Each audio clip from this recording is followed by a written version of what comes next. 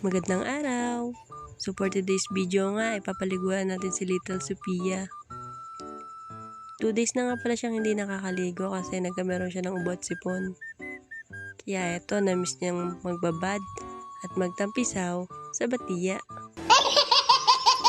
Gusto ko na nga siyang hanguin dyan kasi malalamigan na siya. Kaso ayaw niya talaga magpaawat. No. Si Sophia nga lang palang kaisa-isang pamangkin ko na babae. Kasi halos lahat ng anak ng ate ko ay puro lalaki. Wow! Sa puntong to ay nagpasyahan ko nang hanguin siya sa tubig at bihisan ko na.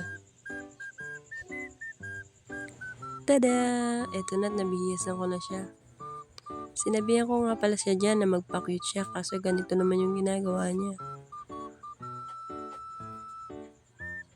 Oh, no pa daw. Sa puntong to nakakita nga pala siya ng mga kumakain na mangga. Kaya eto, kumain na rin siya. Kahalati nga lang pala binigyan natin sa kanya ng mangga.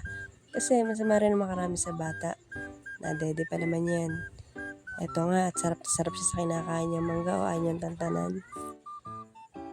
At kung napanood mo ang bidyong ito ay baka naman sakaling mag-comment, like and share ka na rin. So thank you.